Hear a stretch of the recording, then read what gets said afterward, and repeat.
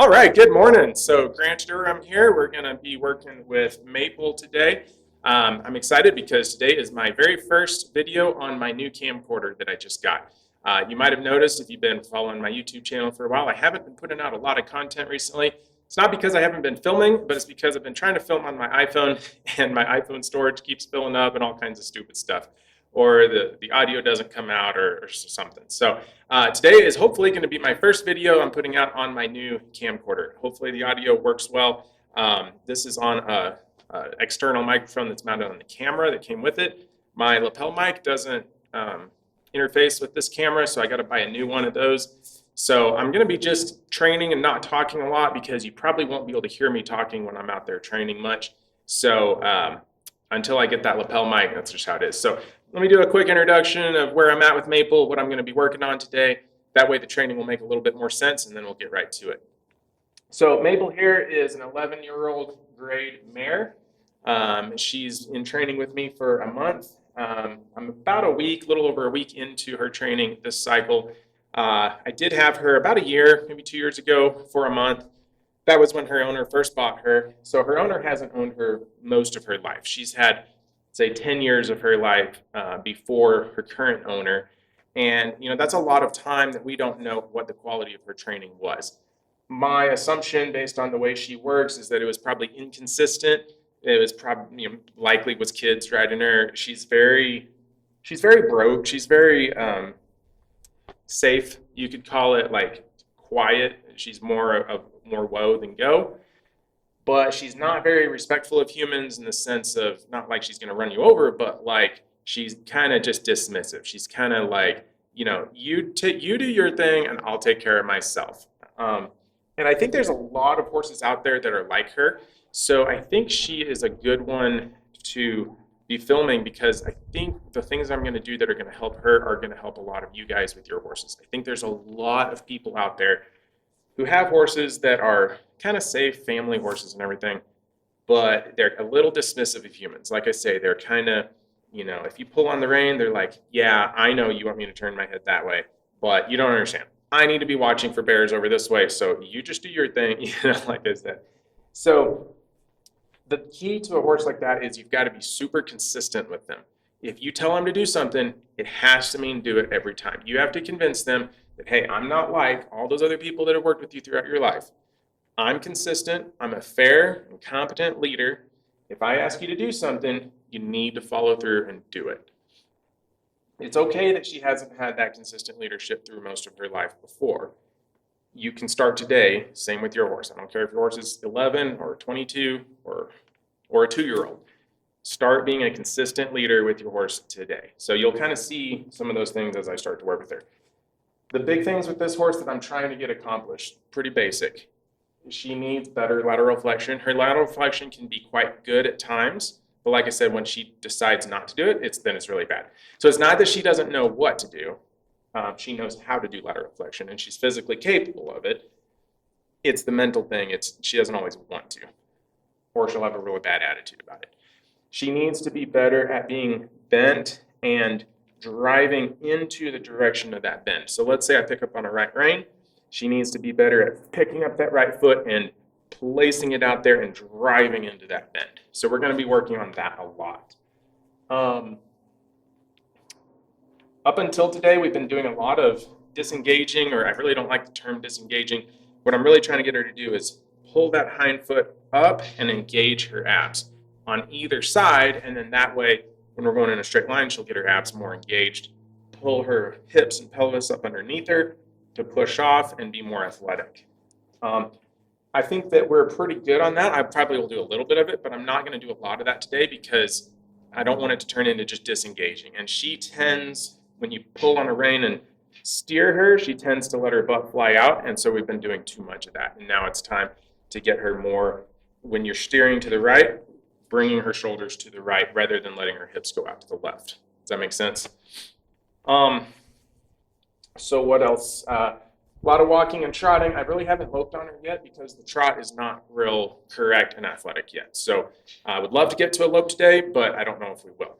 Also, you can't see it. It's right behind where the camera is, but got the tractor and there's some chairs and hoses and stuff in here. So I'm going to stay out of this half of the arena and stay in that half of the arena. And of course, she's scared of all the stuff down there, so that'll be interesting. I'm going to get started, but no big deal. All right, I'm going to get started with a little groundwork with her. As you're watching this groundwork, really notice how I'm going to be super consistent with her, and I may have to get pretty forceful to get what I need, but it's only ever going to come after a cue. So I'm going to give her a small ask, small cue. I'm going to get bigger, I'm going to get bigger. If she's still not doing it, I may have to get really big, but as soon as she does what I need her to do, then I'm going to quit. So just notice that escalation. If you ever see me just haul off and whack her in the belly, or, swing the rope or swing the flag really big, try to go back and notice the little things that led up to that, because I'm never just going to get super big with her. At least I shouldn't. If I do, that's a mistake. So, okay, gonna get to work. Probably won't be able to hear me talk, so I'm just gonna go work.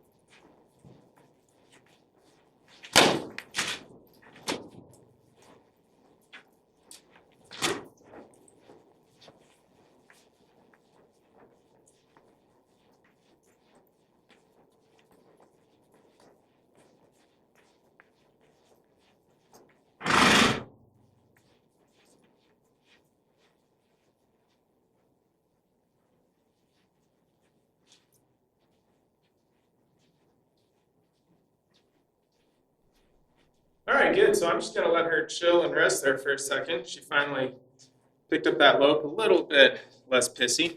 So you can see, you can probably see watching it. The big thing with this horse is not that she can't do anything. Um, she just gets pissy about it. It's just attitude. You just saw that first time I asked her to, or maybe like second or third time I asked her to lope depart, and she turned in and faced and started rear up. Um, it's just attitude stuff. But the cool thing is she's looking for different answers. Usually her answer is to kind of pin her ears and maybe try to kick out. That hasn't been working for her, and that's the first time I've ever seen her face up and kind of get a little aggressive there, which is not a good thing. But it's good that she's realizing that other things aren't working. And then what she's starting to realize is, hey, just striding out and loping out is the answer. And that's why I haven't really pushed trying to get to loping under saddle, because I want to make sure that I can lope her off pretty nice and easily on the groundwork, or else what's the point, in my opinion, of doing it under saddle. So, yeah, that's kind of where we're at with this horse. Give her a little bit of rest here, and I'll probably go ahead and jump on her. She's pretty safe to ride. It's not, I'm not doing this groundwork because, oh, I got to get her safe to ride. I have tools on the ground that I don't have on her back. So, yeah, if you guys have any questions about what I'm working on or whatever, put them in the comments, and it'll be interesting to see. But yeah, I think I'll go ahead and jump on her back.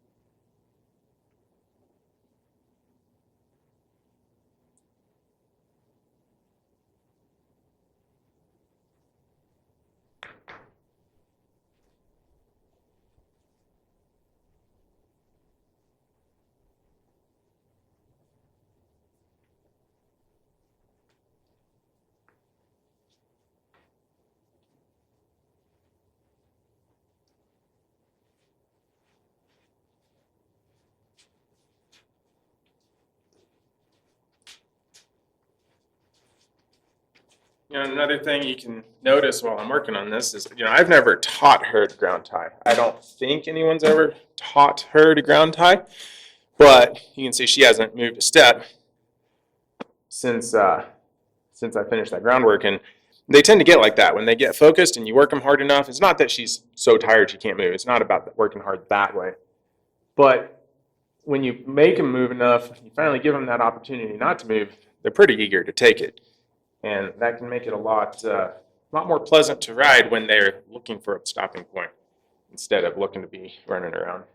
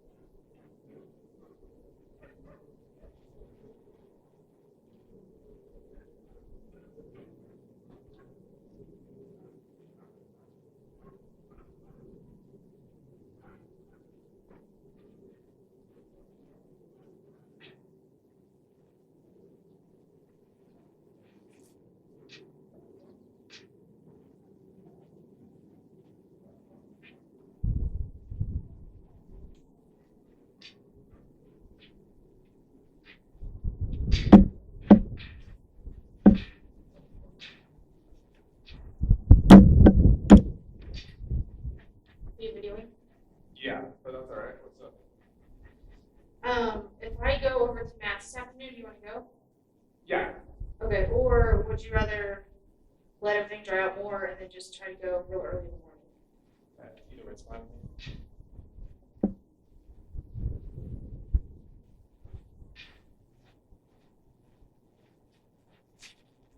I do have to be home by 11 tomorrow, so.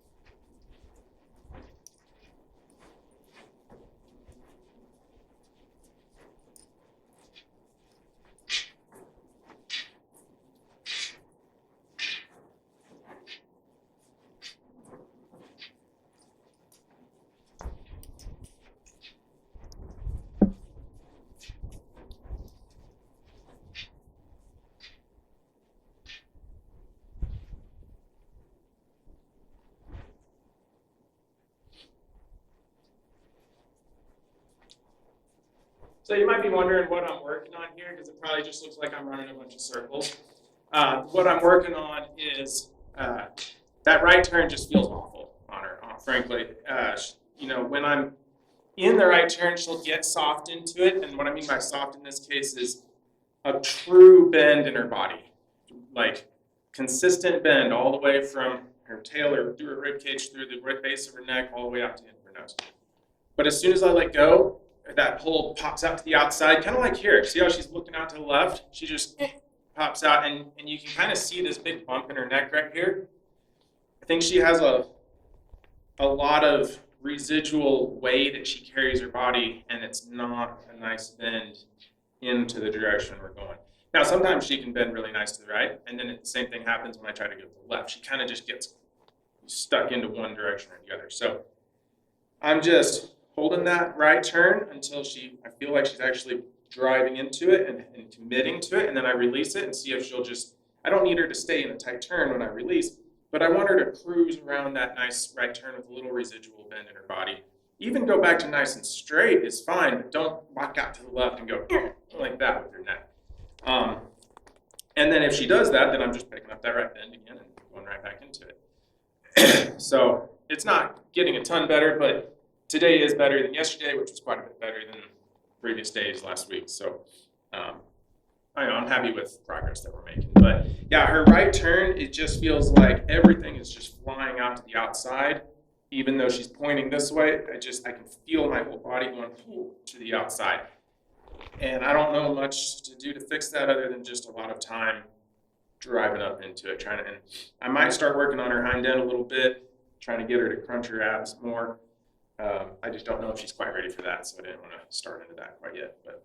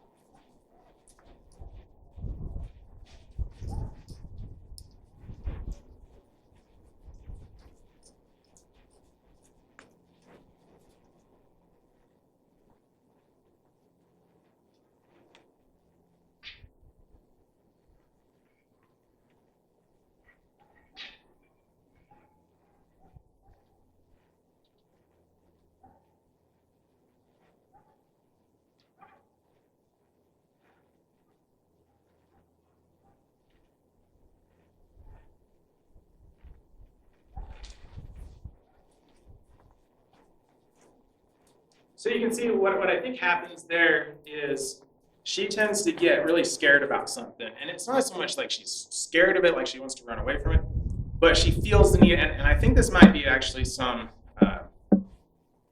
learned behavior. I think this might be some play acting. But at least she's acting like she's like super concerned about something. So she has to look over there at it. And if you try to pull her face away from that and say, hey, no, we're focusing here. We're doing something here. I need you to be bent like this and to be trotting like this. She gets even more anxious about it. She's like, what? I can't look at it. I can't look at it. And so she gets real mad about it. And, so there's the actual, like, okay, maybe she's truly that scared of the thing. And she's like, but I got to look. And, that's understandable. If you're truly scared of something and you can't look at it, it's like, it's going to make you even more scared, right? But then I think what's actually happening with her, because she's not really actually scared of anything, really, I think there's a lot of play acting there. I think she's learned that with less experienced, maybe more timid riders, that she can pretend to be scared of something, and the rider will go, oh, let's stop what we're doing and maybe go look at it and let you think about that, or let you, work through your issue, or it just gets her out of work, basically. Or maybe the rider just releases the rein and just doesn't know what to do, and whatever it is, she's learned to get out of work by doing that. And you can see she came out of it pretty good. I was able to keep her going. The first week that I had her, that type of situation, if that had come up, you could see how she started to want to rock back on it and just kind of get into a spin and not get that forward motion. And I've been really teaching her to drive off my legs and keep that forward motion and not just lock down and, And she actually got out of it there. I could not get her out of that the first couple days. I mean, it was a lot of work to get her out of it. We sat there and spun up and up until I finally got her to release through it. So she's definitely getting better, but you can see some of that stuff still happening in there. So yeah, that's where she's kind of at. I think that's a pretty good day for today. My goal, like I say, I've got about 3 more weeks on her. I'd really like it to be where, in another week or 2, I can just come in here and just trot nice circles and she just guides. My goal is to be able to, if I want to make a left turn, just barely reach down and pick up on that left rein and not have to bend her into a tight circle and school on it, but be able to have her just nicely look into that left rein and just go. And then if I want to switch directions, I just switch to the right rein and we just flow that way. If I can start flowing like that in nice big circles, then I'll just be able to push her into a lope. And I would love to just be able to be loping, trotting and loping big nice circles in here with her fairly relaxed by the end of the 30 days. I think that's a realistic place to get to. We're probably not going to be getting to, the cooler stuff in 30 days, sliding stops or rollbacks on the fence or working the flag or even turnarounds. I did a little bit of reining turnarounds yesterday and it went okay, but we're not really going to be getting to anything cool in 30 days. But I do think it's realistic to be walk, trot, lope, big, nice circles by the end of the 30 days. So, but what I love right now is that a lot of this attitude is starting to maybe not go away, but I'm able to override the attitude at this point. Let's put it that way. Whereas before, it was really hard to override the attitude. So, all right. Well, I'm going to be done. Thank you guys for watching. See you next time.